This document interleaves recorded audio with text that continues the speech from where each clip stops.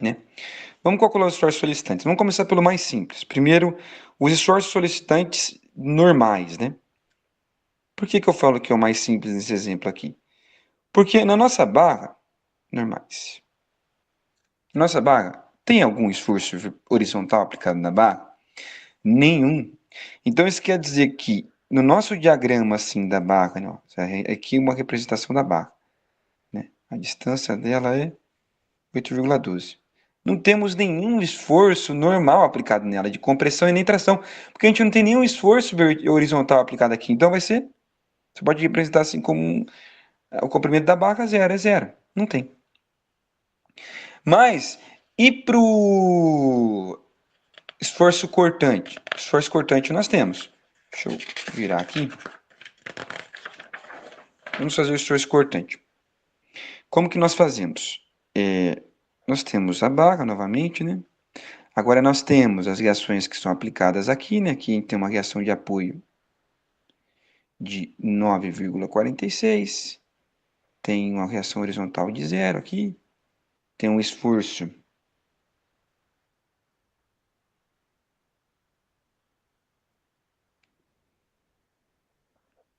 de 15 aplicado aqui. Aqui a gente tem mais uma reação. Aqui a gente tem um apoio aqui aplicado de quanto? Uma reação de apoio de 5,46, 5,54. Essa distância aqui nós temos que é 3 metros. E a distância total, 8,12. Como que eu faço para calcular, né? Como que alguns adotam outros métodos, né? Então, para eu calcular os esforços, os diagramas, eu corto a barra onde está sendo aplicado o esforço pontual aqui, ó. Corto bem aqui. Eu faço, então, e eu calculo os esforços dessas duas barras que eu cortei, né? Essa barra e essa barra. Então, o que eu faço? Vamos calcular primeiro dessa barra aqui, ó. Que eu cortei, os esforços solicitantes. Nós temos uma reação de 9,16 kN. O que acontece? Então, eu faço um corte aqui. Quando eu faço esse corte, surge reações solicitantes, que é justamente os diagramas que vamos calcular. Ó. Surge uma reação solicitante mx, de momento, uma de normal e outra de cortante. Eu adoto essas convenções, né? Sempre saindo da barra. Quando eu corto nesse sentido aqui, onde o apoio está na esquerda e o corte está na direita, eu represento o Vx para baixo e eu represento o Mx sempre tracionando a barra, né? Como se a barra estivesse tracionando assim, ó, tracionando a barra na parte inferior dela. Né? Tracionando a barra na parte inferior dela. Essa distância aqui, a gente sabe quanto que ela vale. Ela vale 3, mas a gente vai colocar x. Porque a gente vai variar o nosso x de 0 a 3. Então, vamos calcular primeiro o Vx, né? O esforço cortante. Aqui a gente apontou ele para baixo, então vai ficar menos Vx, mais 9,46, igual a zero. Então, a gente tem que Vx é igual a 9,46 kN. Então, até esse ponto da barra, daqui até aqui, até esse ponto da barra, a gente tem um esforço cortante constante de 9,46 kN. Ele é constante. E para o momento? Né? A gente tem um momento que gira aqui, ó, em sentido momento aqui, ó. Momento, lembra que a gente tem que fazer a somatória dos momentos? A gente escolhe um ponto. Vamos escolher esse ponto aqui, ó. Somatória dos momentos nesse ponto aqui que a gente vai chamar de S1, né? Então, a somatória dos momentos em S1 é igual a zero. O que a gente tem que provoca momento nesse ponto? Nós temos o esforço de 9,46 kN, então 9,46 vezes a distância, que é o braço de alavanca, que é x, que gira a barra em que sentido? No sentido horário. Então, vezes x. Então, vai ser negativo. Mas o nosso esforço solicitante é mx. Ele gira a barra, ele está no sentido anti-horário, então ele é positivo. Então, isso aqui tem que ser igual a zero.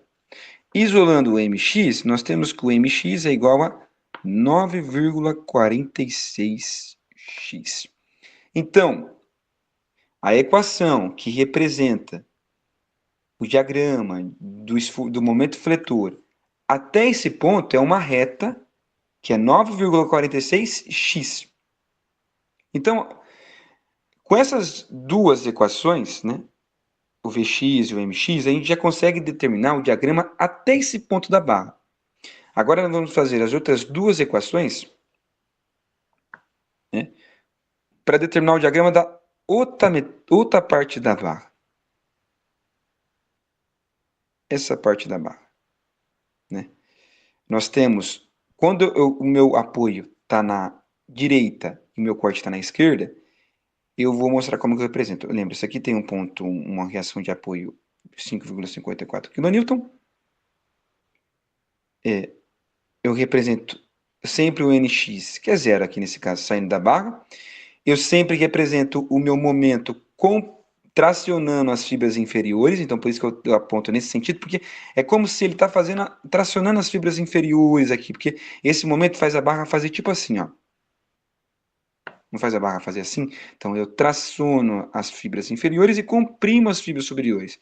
Se estivesse fazendo assim, eu estaria tracionando as fibras superiores e comprimindo as fibras inferiores. Então eu sempre aponto no sentido que está tracionando as fibras inferiores. E aqui o meu Vx, quando eu aponto ele para cima, quando eu corto nesse sentido. Tá certo. Agora, vamos fazer a mesma coisa que fizemos no exemplo de cima. Vamos fazer a somatória dos momentos, dos esforços em Y, para saber qual que é a cortante. Então aqui nós temos Vx mais a reação de apoio 5,54. Isso é igual a zero. Logo, meu Vx é igual a menos 5,54 kN. Então, na hora de representar, né? Na hora de a gente fazer aquela reta, né? Ó, representando, né? Ó, o diagrama dos esforços de cortante, nós vamos ter uma parte positiva aqui e outra parte negativa. É uma convenção nossa. Por quê? Qual que é a convenção?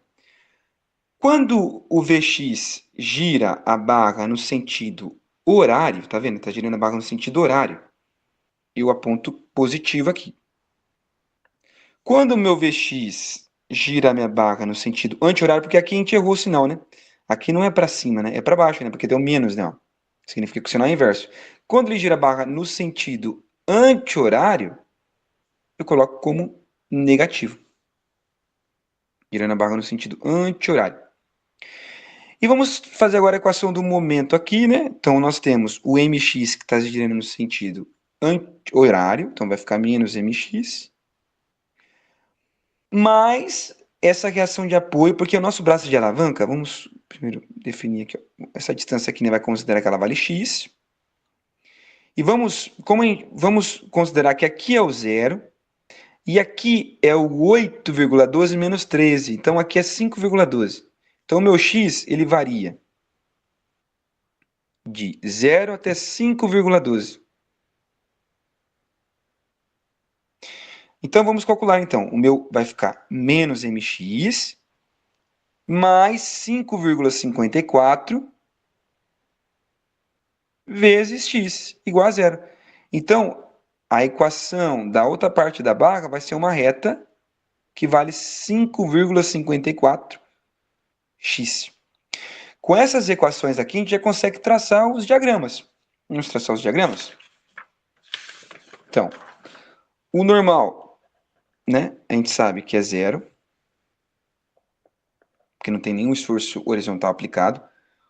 O vertical, a gente sabe que até o ponto 3,12 aqui, de 0 até 3,12, era, vamos ver quanto que a gente calculou? Estou amassando a folha aqui já. Olha lá, de 0 a 3 é 9,46. Então, lembra que a gente considerou positivo? Pela convenção que a gente adotou? 9,46. E até a outra parte, que a gente considerou como se partindo daqui de zero, né? De zero, né? Até 5,12, a gente considerou como se fosse negativo.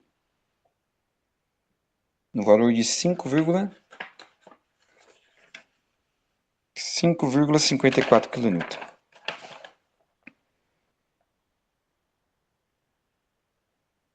Às vezes a definição não está muito boa. 5,54 kN. Isso em kN.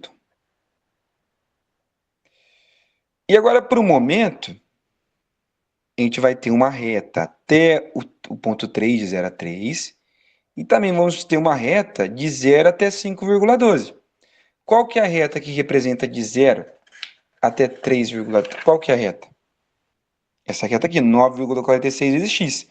Quando o x vale 0, ele é 0. E quando o x vale 3, ele é 9,43 vezes 3. Então, aqui, ó, aqui nesse ponto vai ser 0 e aqui nesse ponto vai ser máximo.